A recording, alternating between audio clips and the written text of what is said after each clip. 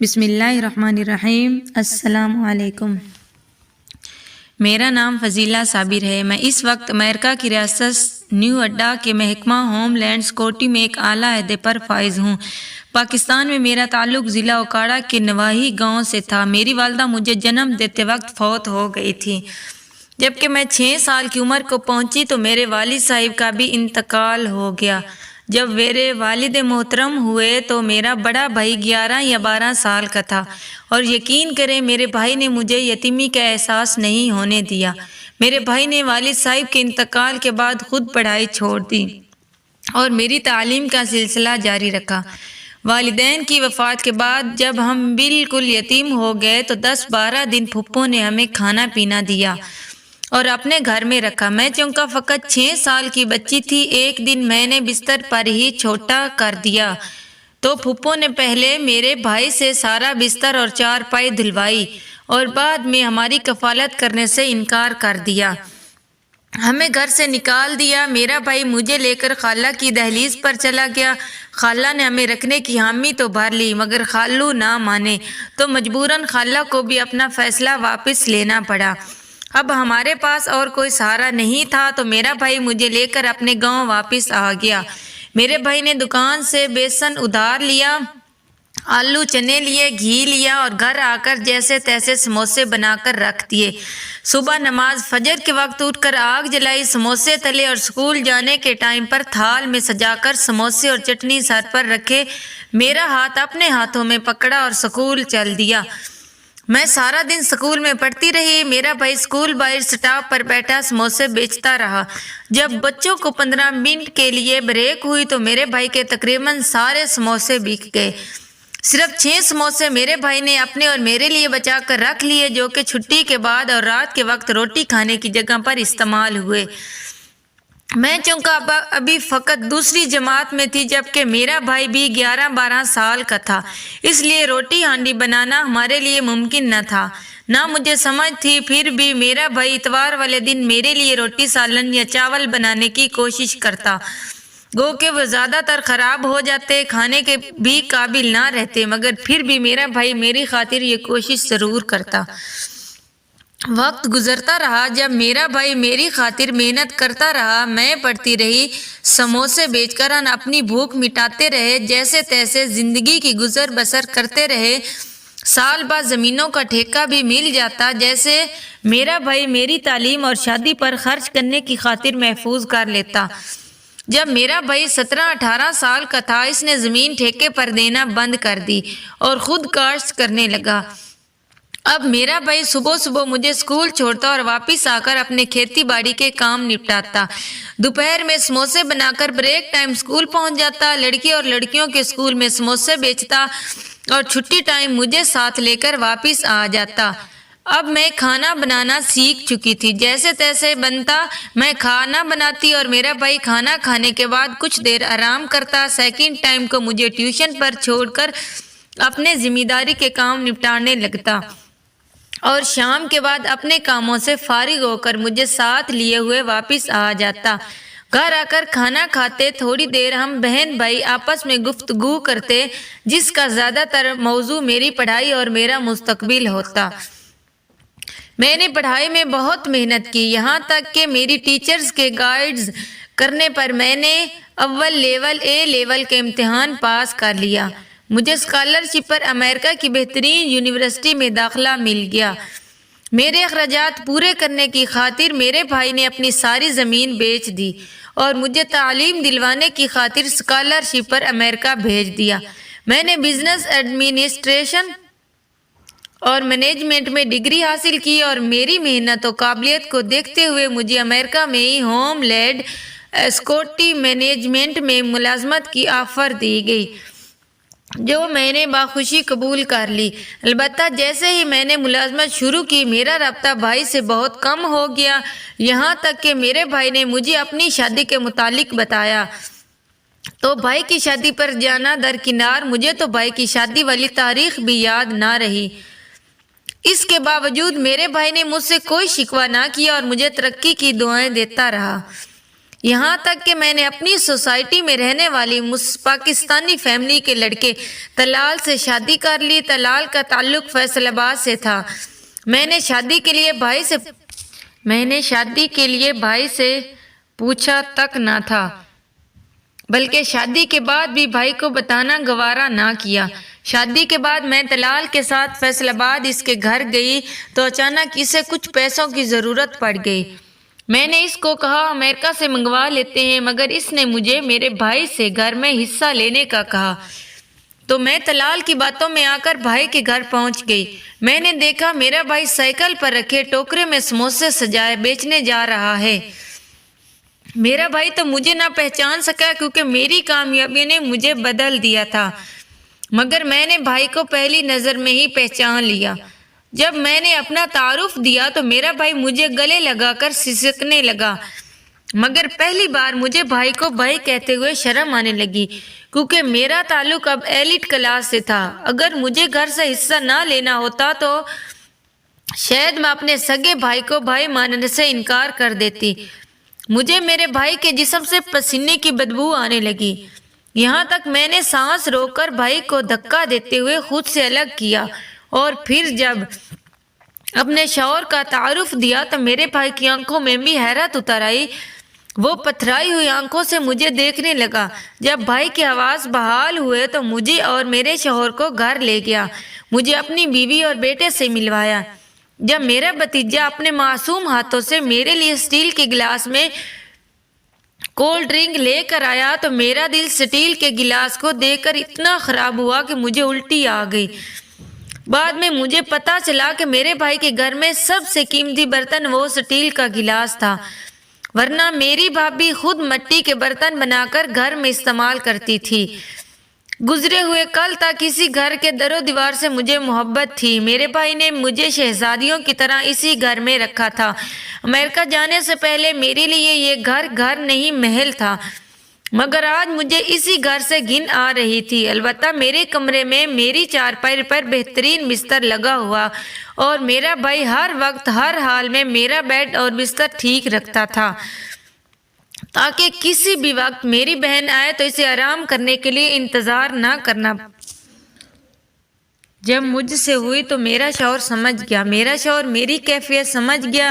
اس نے فوراً میرے بھائی سے مدعے کی بات کی، گھر میں سے میرا حصہ الگ کرنے کا کہا۔ میرے شوہر کی بات سن کر میرا بھائی طیش میں آ گیا اور کہا کہ میں نے اپنا سب کچھ بہن پر قربان کر دیا، تم کون ہوتے ہو گھر سے حصہ مانگنے والے؟ اور ساتھ ہی بڑے مان سے میری طرف دیکھتے ہوئے کہا کہ میری بہن کو میری مجبوریوں کا پتہ ہے، وہ کبھی بھی مجھے گھر سے بے گھر نہیں کرے گی۔ میرے بھائی کی آنکھوں میں آنسو میرے لیے مان تھا، جو میں نے یہ کہتے ہوئے توڑ دیا کہ میں اپنے شوہر کے ساتھ ہوں اور اپنا حق لینے آئی ہوں۔ میرے بھائی نے مجھے صاف صاف کہا کہ میں نے ساری زمین بیچ کر تمہاری پڑھائی پر لگا دی، اب گھر میں تمہارا کوئی حق نہیں۔ تو میں واپس آ گئی اور اپنے شوہر کے کہنے پر بھائی پر بٹوارے کا کیس کر دیا۔ مل ملاپ کر کے ہم نے جلد فیصلہ کروا لیا، کیونکہ پاکستانی قانون میں امریکی نژاد کے سامنے پاکستانی لوگوں کی اوقات آوارہ کتوں سے بھی کم تھی۔ پولیس کی مدد سے گھر خالی کروا کر بیچ دیا، اپنا حصہ وصول کیا، باقی پیسے بھائی کو دیے اور امریکہ واپس آ گئے۔ امریکہ آ کر میں نے اپنے روزمرہ کے کاموں میں مصروف ہو گئی۔ اسی دوران اللہ تعالیٰ نے مجھے ایک بیٹی سے نوازا، جبکہ دوسری طرف میرے بھائی جسے میں نے گھر سے بے گھر کر دیا تھا وہ کرائے کے گھر میں رہائش پذیر تھا۔ اس کے بیٹے کو کینسر ہو گیا۔ بھائی کے پاس تو 2 وقت کھانے کے پیسہ مشکل سے بنتے تھے کہ جا کے کرایہ دے پاتا اور بچے کا علاج کروا پاتا۔ میرے بھتیجے کی تکلیف پڑ گئی اور علاج کے لیے پیسے بھی نہ رہے۔ دوسری طرف 3 ماہ سے گھر کا کرایہ ادا نہ کر سکنے کی وجہ سے میرے بھائی کو مالک مکان نے مکان سے باہر نکال دیا۔ میرا بھائی باقی سب کچھ برداشت کر گیا، مگر اپنے بیٹے کی تکلیف برداشت نہ کر سکا۔ میرے بھائی نے اپنی بیوی کو اس کی رضامندی سے طلاق دے دی۔ میرے بھتیجے کا کینسر پھٹ گیا، بلکہ زخم بیرونی جلد پر بن گیا اور اسی میں کیڑے پڑ گئے۔ میرے بھائی کے پاس علاج کے لیے پیسے بالکل نہ تھے۔ بقول لوگوں کے میرا بھتیجا جب کیڑوں کے کاٹنے کی تکلیف برداشت نہ کر سکتا اور روتا تو میرا بھائی میرے بھتیجے کے زخم میں پٹرول ڈال دیتا، جس طرح کتوں کے زخم میں ڈالا جاتا ہے۔ جب میرے بھتیجے کا زخم پھیلتا ہی گیا تو میرا بھائی اپنے بیٹے کو سسک کر مرتا نہ دیکھ سکا اور خود اپنے ہاتھوں سے قتل کر دیا، خود گرفتاری دے دی اور آج کل جیل میں ہے۔ جبکہ دوسری طرف میری بیٹی کو بھی کینسر ہو چکا ہے۔ کچھ نسوانی مسائل کی وجہ سے میری اولاد بھی مزید نہیں ہو سکتی۔ میرے پاس پیسہ بھی ہے، گھر باہر بھی ہے، بیٹی کا علاج بھی چل رہا ہے، مگر میری بیٹی کا بچنا ناممکن ہے۔ اب مجھے احساس ہوتا ہے کہ میں نے بھائی کی کسی تکلیف سے گزرا ہوا ہوگا۔ میرے بھائی نے تو بیٹے کو اپنے ہاتھوں سے قتل کر دیا، مگر مجھ سے لکھی تقدیر سے آتی ہوئی بیٹی کی موت بھی نہیں دیکھی جا رہی۔ بیٹی کی تکلیف میں مجھے دماغی مریض بنا دیا، مجھے جاب سے کچھ عرصہ کے لیے فارغ کر دیا گیا۔ میرا سائیکولوجسٹ اور سائیکیٹرسٹ کے پاس علاج چل رہا۔ میں آج بھائی سے معافی مانگنا چاہتی ہوں، مگر اپنی بیٹی کو اس حالت میں چھوڑ کر پاکستان بھی نہیں جا سکتی۔ البتہ میں پاکستانی بہنوں تک یہ پیغام پہنچانا چاہتی ہوں کہ خدا کے لیے اپنے بھائیوں کی قربانیوں کا احساس کریں، انہیں بے شک اچھا صلہ نہ دیں، مگر ان پر میری طرح ظلم نہ کریں۔ میں فضیلہ صابر گارنٹی سے کہہ رہی ہوں کہ اگر آپ مالی حالات میں بھائی سے زیادہ مضبوط ہیں اور آپ ہفتے میں ایک بار ملاقات کر کے یا صرف فون پر بھائی کے حالات پوچھ لیں اور ساتھ کہہ دیں کہ اگر آپ ہر ضرورت میں بھائی کے ساتھ ہیں تو آپ کا بھائی کبھی خود کو کمزور محسوس نہیں کرے گا، بلکہ خود کو خوش قسمت اور امیر ترین شخص سمجھے گا، اپنے بچوں اور بیوی کو آپ کی مثالیں دے گا۔ اختتام۔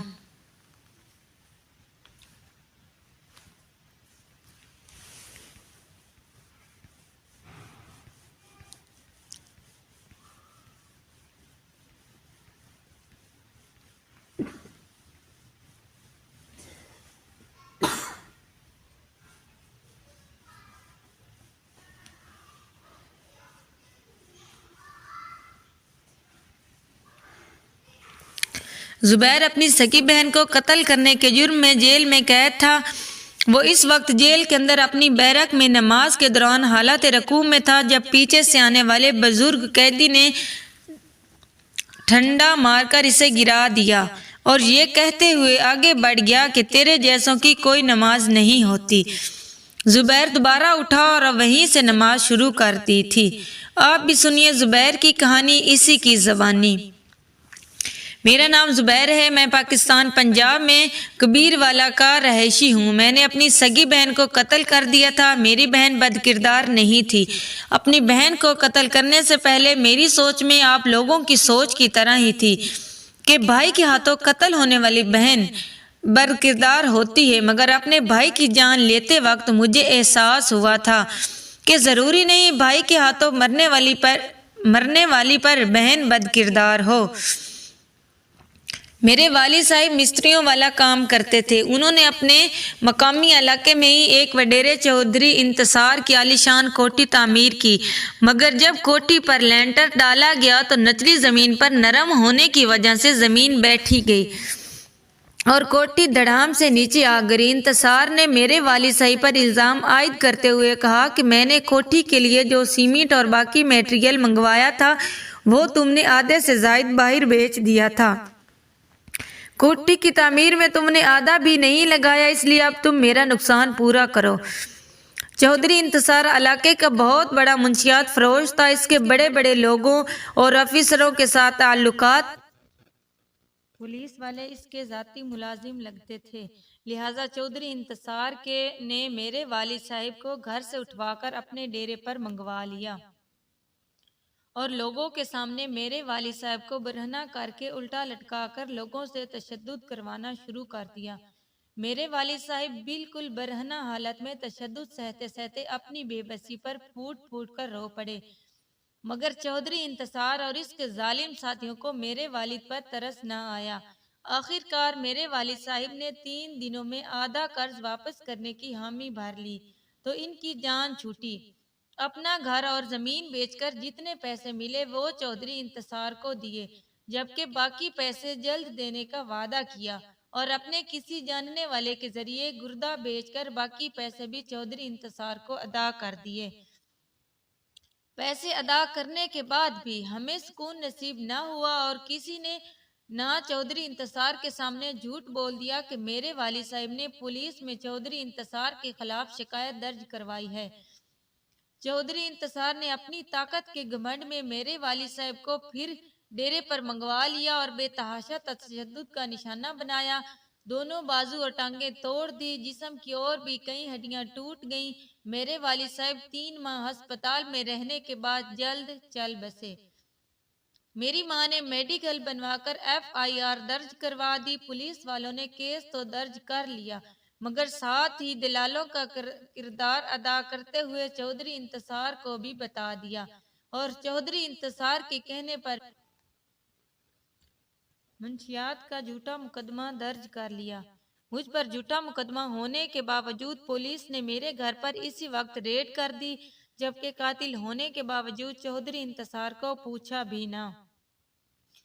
میں گھر سے فرار ہو گیا تو میری ماں اور بہن کو اٹھا کر تھانے لے گئے۔ مقامی سفید پوش اور خدا ترس لوگوں نے پولیس والوں سے میری ماں اور بہن کی جان چھڑائی۔ چودھری انتصار میری ماں کو مجبور کرتا رہا کہ اس کے خلاف کیس واپس لیا جائے اور زبیر کو جلد پولیس کے حوالے کیا جائے۔ آخر کار میری ماں نے تنگ آ کر اس شرط پر چودھری انتصار کے خلاف کیس واپس لینے کی حامی بھر لی کہ پولیس زبیر کے خلاف جھوٹا مقدمہ بھی خارج کر دے گی۔ چودھری انتصار نے شرط مان لی۔ یوں میری ماں نے پولیس اور عدالت کے سامنے چودھری انتصار کو معاف کر دیا، مگر میری ماں سے بیان دلوانے کے بعد چودھری انتصار نے اپنی شرط سے مکرتے ہوئے میری ماں سے کہا کہ بد چلن عورت، میں تمہیں عبرت کا نشان بنا کر چھوڑوں گا تاکہ دوبارہ کبھی کوئی چودھری انتصار کے سامنے کھڑے ہونے کی جرات نہ کر سکے۔ پولیس والوں نے فقط چودھری انتصار کی خوشنودی حاصل کرنے کی خاطر میری ماں اور بہن کو تنگ کرنا شروع کر دیا تاکہ وہ مجھے جلد گرفتار کروائیں۔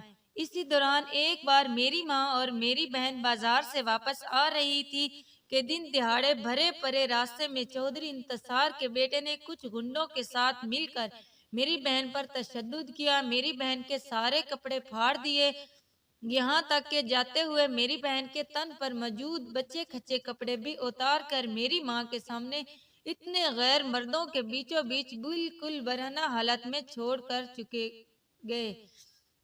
میری ماں اپنی بیٹی کی اتنی توہین برداشت نہ کر سکی اور اسی رات صدمے سے مر گئی۔ ماں کی موت کے چوتھی رات مجھے پتہ لگا تو میں ماں کی قبر پر گیا اور پھر چھپ چھپا کر گھر آیا۔ میرے گھر میں میری بہن کے علاوہ ایک ہمسائی موجود تھی۔ میری بہن نے ہمسائی کو باہر بھیجنے کے بعد مجھے جوڑتے ہوئے اللہ کا واسطہ دیا اور کہا، بھائی مجھے اپنے ہاتھوں سے مار دو، اگر تم نہیں مارو گے تو میں چودھری انتصار کا بیٹا گنڈے موالی لوگوں کے ساتھ مل کر میری عزت تار تار کرنے کے بعد مجھے مار دے گا۔ میں نے اپنی بہن کی بات نہ مانی تو میری بہن نے قرآن پاک اٹھا کر اس میں سے سورہ یاسین کھول کر اس پر ہاتھ رکھتے ہوئے کہا، زبیر بھائی اگر آپ مجھے قتل نہیں کرو گے تو میں اپنی جان خود لے لوں گی، مگر خودکشی حرام ہے۔ تم چاہو گے کہ تمہاری ماں اور بہن جنہوں نے اس دنیا میں عذاب سہا ہے وہ اگلی دنیا میں بھی حالت عذاب میں رہے۔ اپنی بہن کی بات سن کر میں نے بہن کو سینے سے لگایا، اتنی اسے تسلی دی، مگر میری بہن نے بات نہ مانی۔ مجھے بھی یقین تھا کہ میں اپنی بہن کی زندگی اور عزت کا دفاع نہیں کر سکوں گا، لہٰذا میں نے کچھ سوچتے ہوئے فیصلہ کیا اور اپنے ہاتھوں سے اپنی بہن کو قتل کر دیا۔ بہن کو قتل کرنے کے بعد میں فرار ہو گیا اور چودھری انتصار اور اس کے بیٹے کی کھوج میں رہنے لگا، جبکہ دوسری طرف پولیس نے میرے خلاف بہن کو قتل کرنے کا مقدمہ بھی درج کر لیا۔ ایک رات مجھے چودھری انتصار کی مخبری ہوئی، میں نے اسے قتل کرنے کا ارادہ بنایا، انتظام مکمل کیا، مگر نہ جانے کیسے پولیس کو میری بھی خبر مل گئی اور پولیس نے مجھے گرفتار کر لیا۔ پولیس نے چودھری انتصار کے کہنے پر مجھے سردیوں کی راتوں میں برہنہ کر کے باہر کھڑا رکھا، میرے ساتھ جانوروں سے بدتر سلوک کیا۔ آخر کار عدالت نے مجھے منشیات کے کیس میں بری کر دیا۔ جبکہ بہن کو قتل کرنے کے کیس میں عمر قید کی سزا سنا دی۔ جیل میں کچھ لوگ مجھ سے اس لیے منتفر ہیں، کہتے ہیں کہ میری بہن بد چلن تھی اس لیے میں نے مار دی، حالانکہ مشاہرے کی حقیقت یہ ہے کہ بد چلن بہن جب تک خود نہ چاہے اس کے بھائی یا باپ جیل نہیں آیا کرتا۔ یہ لوگ نہ میرے ساتھ مل کر کھاتے ہیں، نہ مجھے مسجد میں نماز پڑھنے دیتے ہیں، نہ ہی اپنے برابر سونے دیتے ہیں۔ میں یہاں بھی جوتوں والی جگہ پر سوتا ہوں اور یہاں مناسب جگہ دیکھ کر نماز پڑھ لیتا ہوں۔ چودھری انتصار کے متعلق پوچھنے پر زبیر نے بتایا کہ چودھری انتصار کا بیٹا اپنی محبوبہ کو ملنے کے چکر میں قتل ہو گیا تھا، جبکہ چودھری انتصار کی بیٹی گھر سے فرار ہو گئی ہے اور آج تک نہیں مل سکی۔ چودھری انتصار خود نابینا ہو چکا ہے اور اس کی بیوی نے اس کے دستخط وغیرہ لے کر ساری زمین اپنے بھائی کے نام کروا دی ہے اور چودھری انتصار ایک فلاحی ادارے میں چلا گیا ہے جہاں اسے 2 وقت کی روٹی مل جاتی ہے۔ اختتام زیارت کی عشرت بلوچ۔ تیسرا واقعہ، میری بہن نے مرتے وقت اپنے نومولود بچی مجھے امانتاً سونپی تھی، مگر 2 سال بعد جب وہ بچی جو کہ رشتے میں میری بھانجی بھی تھی اپنے سہارے پر نہ بیٹھ سکی تو میں نے سب سے آنکھ بچا کر اسے جلتے تندور کے قریب رکھ دیا اور وہ پیٹ کے بل رینگتی ہوئی تندور میں جا گری۔ اس سے پہلے کہ معصوم بچی کی دردناک چیخیں سن کر کوئی تندور تک پہنچتا، وہ معصوم و معذور۔ میرا نام عشرت بلوچ ہے، میں بلوچستان کے شہر زیارہ سے تعلق رکھتی ہوں۔ میرے والد صاحب خشک میوہ جات اور گرم کپڑے کی امپورٹ ایکسپورٹ کا کام کرتے ہیں۔ ہمارا شمار زیارت کے امیر ترین گھرانوں میں ہوتا ہے۔ ہم 4 بہن بھائی، 2 بہنیں اور 2 بھائی تھے۔ میری بڑی بہن حفصہ عثمانی کے علاوہ باقی سب کا مذہب سے دور دور تک لگاؤ نہیں تھا۔ ہاں البتہ میری بڑی بہن 5 وقت نماز، تہجد اور رمضان کا باقاعدگی سے اہتمام کرتی تھی۔ ہمارے گھر میں فقط ایک قرآن پاک تھا جو شاید میری ماں کو جہیز میں ملا تھا۔ بہت پرانا ہو چکا تھا، اس کے کچھ اوراق شہید بھی ہو چکے تھے۔ اس کو میری بہن کے سوا شاید کبھی کسی نے کھول کر نہیں دیکھا تھا۔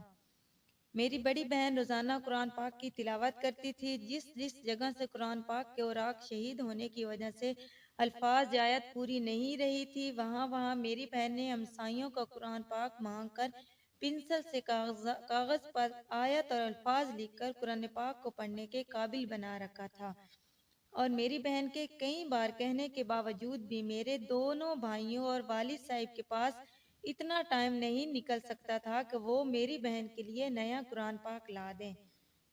میری بہن نے مجھے بھی قرآن پاک کی تعلیم دینا شروع کی۔ ایک بار میں نے قرآن پاک کی تعلیم فقط اس وجہ سے نہ لی کہ مجھے ڈرامہ دیکھنا ہے، تو تب پہلی بار میری بہن نے مجھے تھپڑ مارا، اور میری بہن کے اس تھپڑ کی میں نے جا کر ماں کو شکایت کی تو میری ماں نے آ کر میری بہن پر جوتوں کی بارش کر دی۔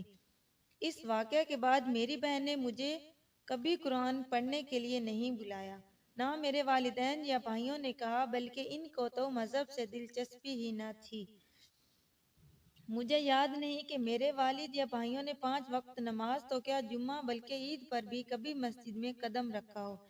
یہاں تک میں نے اپنے والد صاحب اور بھائیوں کو کبھی کسی کے جنازے میں جانے کے لیے بھی وضو کرتے نہیں دیکھا تھا، نہ سنا۔ میرے گھرانے کی مذہب سے دوری اور دنیا کی محبت کا اندازہ اس بات سے لگا لیں کہ میرے سگے تایا کے چاچا میں جنازے میں شرکت کی بجائے میرے والد صاحب بھائی کی میت چھوڑ کر لاہور کے بزنس ٹرپ پر چلے گئے۔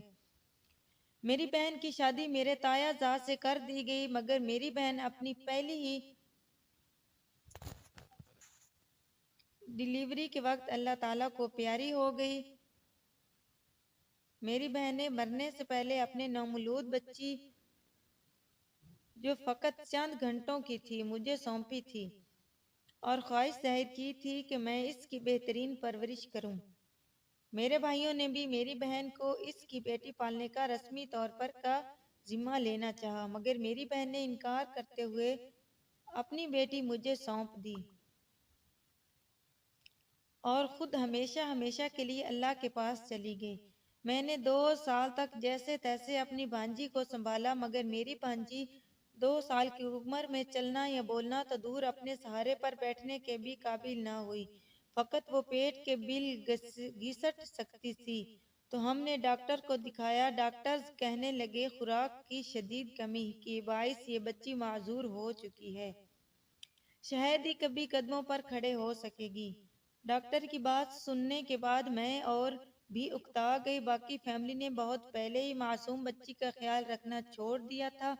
ایک دن ہماری ملازمہ نے گھر میں آگ لگانے والا تندور، زمین کے لیول سے نیچا لگا ہوا تندور جس میں ثابت بکرا اور بلوچی گوشت وغیرہ تیار کیا جاتا ہے، دہکا رکھا تھا۔ میں نے آنکھ بچا کر بچی کو تندور کے قریب رکھ دیا۔